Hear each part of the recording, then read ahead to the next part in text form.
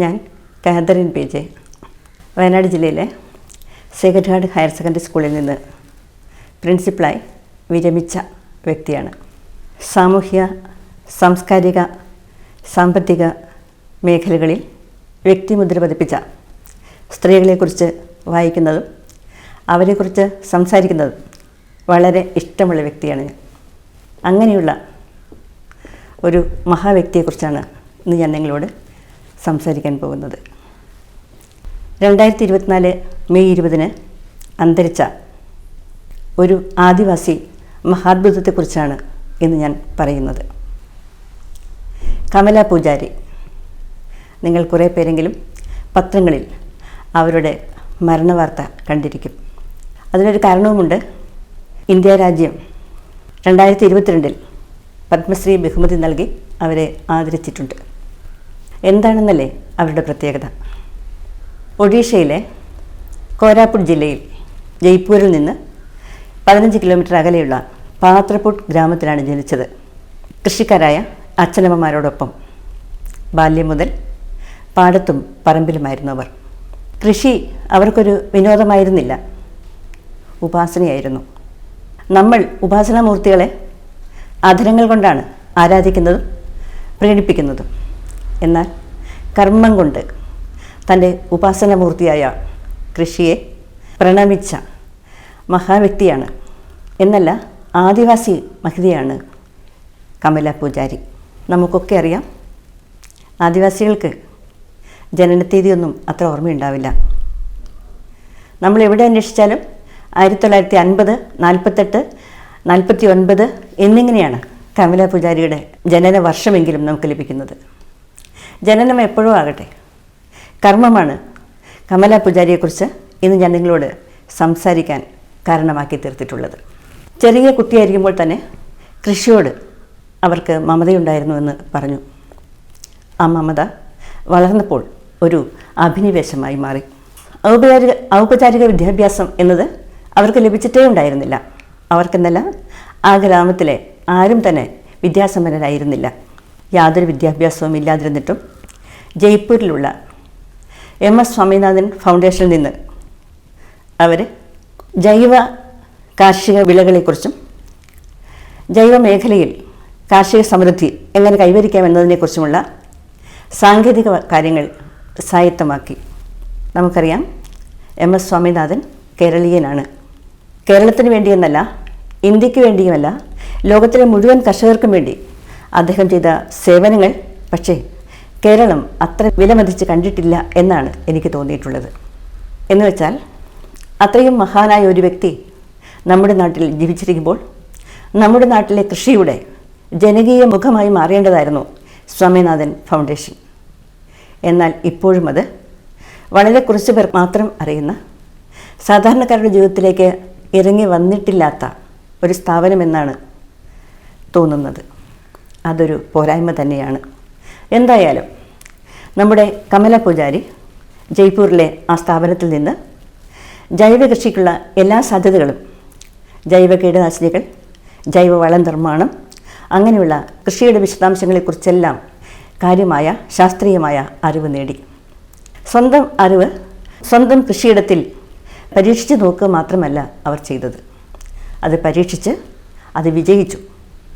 കൂടെയുള്ളവരെയും, പാത്രപുട്ട് ഗ്രാമം മാത്രമല്ല സമീപ ഗ്രാമങ്ങളിലുള്ള ആളുകളെയെല്ലാം പറഞ്ഞ് ജൈവ കൃഷിയിലേക്ക് അവർ കൊണ്ടുവന്നു. അതിനേക്കാൾ എല്ലാം ഉപരി ഏറ്റവും പ്രധാനപ്പെട്ട കാര്യം, 100 ഇനം നെൽവിത്തുകൾ സംരക്ഷിച്ച മഹതിയാണവർ. നമുക്ക് 4, 5 തരം, ഏറിയാൽ 10 തരം നെൽവിത്തുകളെക്കുറിച്ച് അറിയാമായിരിക്കും സാധാരണ ഒരു കർഷകന്. എന്നാൽ ഇവർ ഒരു ഗ്രാമീണ സ്ത്രീ എന്നല്ല, ഒരു ആദിവാസി ഗ്രാമീണ സ്ത്രീയാണ്, വിദ്യാഭ്യാസമില്ലാത്ത സ്ത്രീയാണ്. എന്നിട്ടവർ 100 നെൽവിത്തിനങ്ങൾ സംരക്ഷിച്ചു. ആ 100 നെൽവിത്തിനങ്ങൾ സംരക്ഷിക്കാൻ വേണ്ടിയിട്ട് ഉള്ള സഹായങ്ങളൊക്കെ, സാങ്കേതിക സഹായങ്ങളൊക്കെയാണ് അവിടുത്തെ സ്വാമിനാഥൻ ഫൗണ്ടേഷൻ അവർക്ക് നൽകിയത്. അതായത് വിത്ത് എടുക്കൽ, വിത്ത് സംരക്ഷിക്കൽ, നടിയിൽ ചെടിയെ സംരക്ഷിക്കൽ, വളപ്രയോഗം, ജൈവ കീടനാശിനി പ്രയോഗം, അങ്ങനെയുള്ള കാര്യങ്ങളെല്ലാം കൃത്യമായി ക്രമാനുഗതമായി പഠിപ്പിച്ച് അവരെ ആ കൃഷിയിൽ വിജയിക്കുന്നതിന് സഹായിച്ചു ആ സ്ഥാപനം.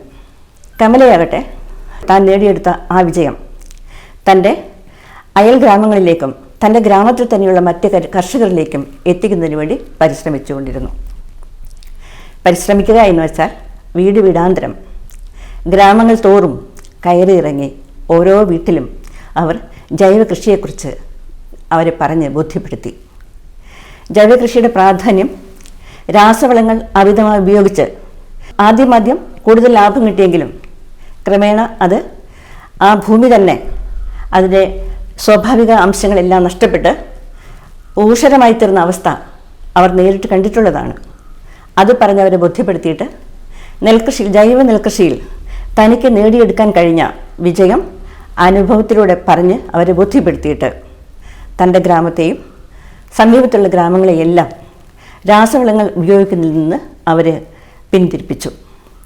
എന്നല്ല, ജൈവവളങ്ങളിലൂടെ കൃഷി വിജയകരമാക്കി തീർക്കുന്നതിന് അവരെ പ്രോത്സാഹിപ്പിക്കുകയും അതിനവരെ പ്രാപ്തരാക്കുകയും ചെയ്തു. കീടനാശിനികളും വലിയൊരു പ്രശ്നമായിരുന്നു.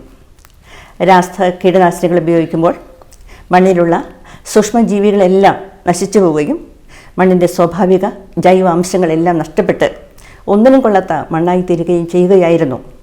അത് മാറ്റിയിട്ട് ജൈവ കീടനാശിനികൾ നെൽവിത്തുകൾ മാത്രമല്ല കൃഷിസ്ഥലത്തെല്ലാം ജൈവ കീടനാശിനികൾ ഉപയോഗിക്കുന്നതിനുള്ള പാഠങ്ങളും അവർ ഗ്രാമീണരെ പറഞ്ഞു പഠിപ്പിച്ചു.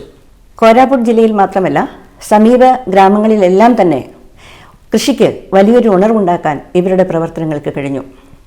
ഒരു ഒറ്റപ്പെട്ട ആദിവാസി സ്ത്രീ ഒറ്റപ്പെട്ട പ്രവർത്തനം മാത്രമല്ല നടത്തിയത്. അവർ ആളുകളെ സംഘടിപ്പിച്ചു. തൻ്റെ സമുദായക്കാരെയല്ല, തൻ്റെ ഗ്രാമീണരെ അവർ സംഘടിപ്പിച്ചു. സമ്മേളനങ്ങൾ നടത്തി, ക്ലാസുകൾ നടത്തി. അവയെല്ലാം വളരെ വിജയകരമായി മുന്നോട്ട് കൊണ്ടുപോകാൻ അവർക്ക് കഴിഞ്ഞു. അങ്ങനെ എല്ലായിടത്തും ഈ ജൈവ കൃഷിയോട് താല്പര്യമുള്ള കുറേ പേരെങ്കിലും സൃഷ്ടിച്ചെടുക്കാൻ കഴിഞ്ഞു. അതുകൊണ്ട് തന്നെ ആ കൃഷി രീതി ഒഡീഷയിലെ കുറേയേറെ സ്ഥലങ്ങളിൽ അവർക്ക് വ്യാപിപ്പിക്കാനും വിജയിപ്പിച്ചെടുക്കാനും കഴിഞ്ഞു. ഒഡീഷയിലും മിക്കവാറും ഗ്രാമങ്ങളെല്ലാം കാലാവസ്ഥ മാത്രം ആശ്രയിച്ച് കൃഷി ചെയ്യുന്നവരാണ്.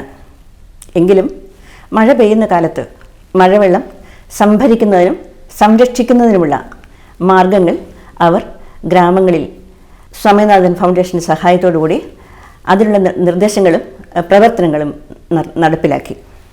തലക്കുളങ്ങൾ സംരക്ഷിച്ചു, നീർക്കുഴികൾ ഉണ്ടാക്കാൻ പ്രേരിപ്പിച്ചു. അതുപോലെ മണ്ണിൻ്റെ ജലം ഒഴുകിപ്പോകാതെ പെയ്യുന്ന വെള്ളം ഭൂമിയിലേക്ക് ഇറങ്ങാൻ പാകത്തിനുള്ള ചെരിവ് അനുസരിച്ചുള്ള പ്രവൃത്തികളും തട്ടുകളായി തിരിക്കൽ അങ്ങനെയുള്ള കാര്യങ്ങളൊക്കെ ചെയ്ത് വളരെ ഏറെ മണ്ണിൻ്റെ ജലാംശം നഷ്ടപ്പെടാതിരിക്കാനുള്ള ശ്രമങ്ങളും അവർ നടത്തി. അതുപോലെ തന്നെ കമല പൂജാരിയുടെ സംരക്ഷണത്തിന് കീഴിൽ നെല്ലുകൾ മാത്രമല്ല ഉണ്ടായിരുന്നത്.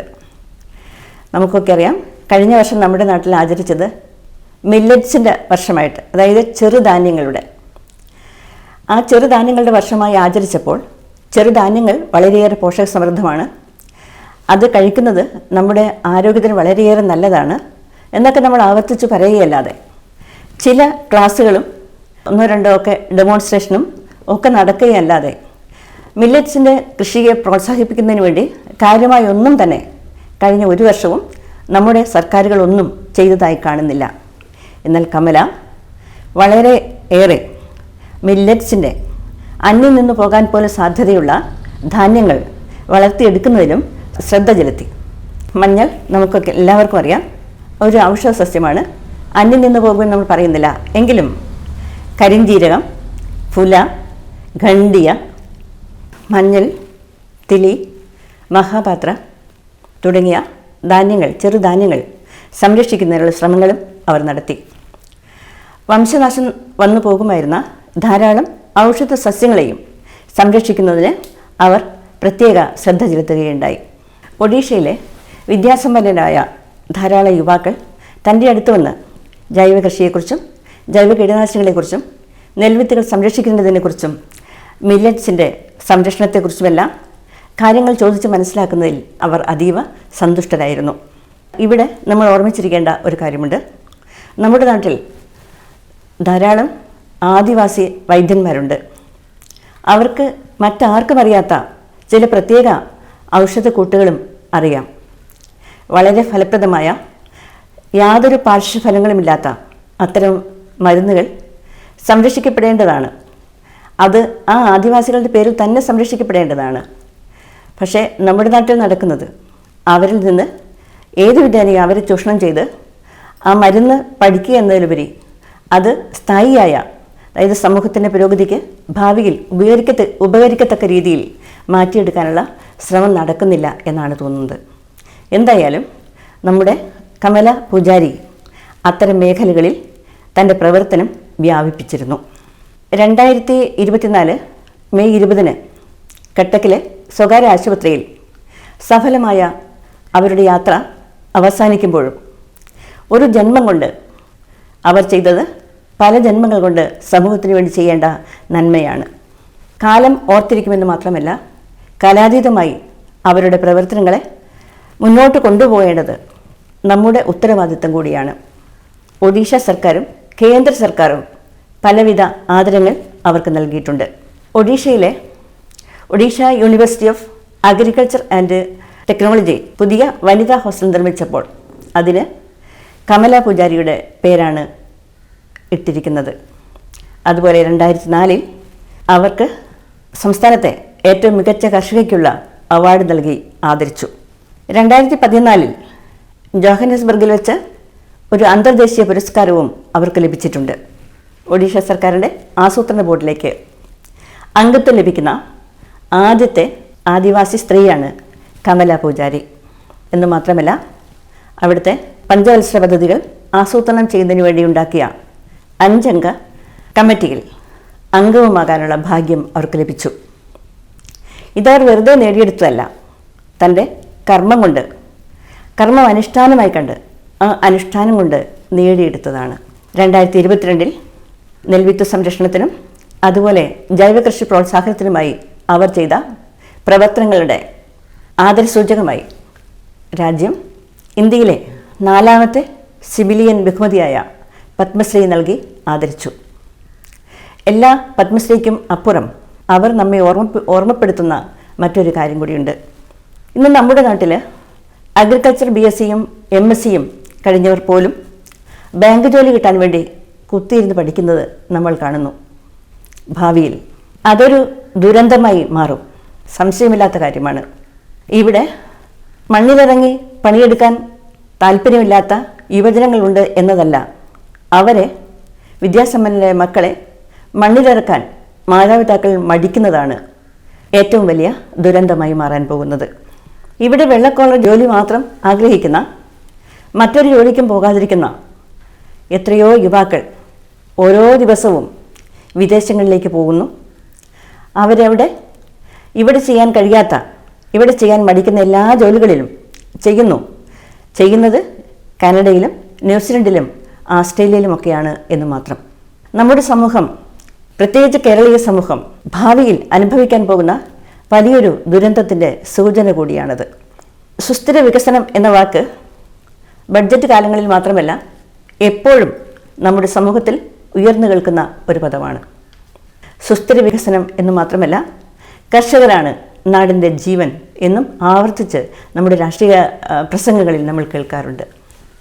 എന്നാൽ ആ പ്രസംഗങ്ങൾ കേൾക്കുകയല്ലാതെ ഇപ്പോൾ അവസാനം വന്നിരിക്കുന്ന ബജറ്റിൽ പോലും വാണിജ്യമുഖമില്ലാത്ത കർഷകരെയോ കൃഷിയെയോ സഹായിക്കുന്ന തരത്തിലുള്ള യാതൊരു പദ്ധതികളും നടപ്പിലാകുന്നതായി കാണുന്നില്ല. ഇവിടെയാണ് ഇനിയും കമല പൂജാരിമാർ ജനിക്കേണ്ടി വരുമെന്ന് നമ്മൾ വിശ്വസിക്കാൻ ബാധ്യസ്ഥരാകുന്നത്. ഇന്ത്യ മുഴുവനും ഇവരോട് കടപ്പെട്ടിരിക്കുന്നു. അത് മറ്റൊരു കാര്യത്തിനും കൂടിയാണ്. ഇത്തരം പ്രവൃത്തികളെല്ലാം, കൃഷിയെ സംരക്ഷിക്കലും അതിനുവേണ്ടി ഇറങ്ങി പ്രവർത്തിക്കലുമൊക്കെ ലോകത്ത് പുരുഷന്മാരാണ് അധികവും ചെയ്തു വരുന്നത്. നിരക്ഷരകുക്ഷിയായ ഒരു പെണ്ണിനും ഇതൊക്കെ സാധിക്കും എന്ന് തൻ്റെ ജീവിതം കൊണ്ട് അവർ ലോകത്തെ പഠിപ്പിച്ചിരിക്കുകയാണ്. അവിടെയും അവർ ഉദാത്തമായ ഒരു പുതിയ മാതൃകയാണ് സൃഷ്ടിച്ചിരിക്കുന്നത്. കമല പൂജാരി ഇന്ന് ഓർമ്മയാകുമ്പോൾ അവരിലൂടെ നമ്മുടെ കാർഷിക മേഖല വളർന്നു വരാൻ നമ്മൾ മനസ്സ് വെക്കുകയാണെങ്കിൽ, നമ്മുടെ സർക്കാരുകൾ മനസ്സ് വെക്കുകയാണെങ്കിൽ, നമ്മുടെ കാർഷിക മേഖല വളർന്നു വരുന്നതിന് വലിയ സാധ്യതകൾ, ശരിയായൊരു ബദൽ അവിടെ നമുക്ക് കണ്ടെത്താൻ കഴിയും എന്നാണ് എനിക്ക് തോന്നുന്നത്.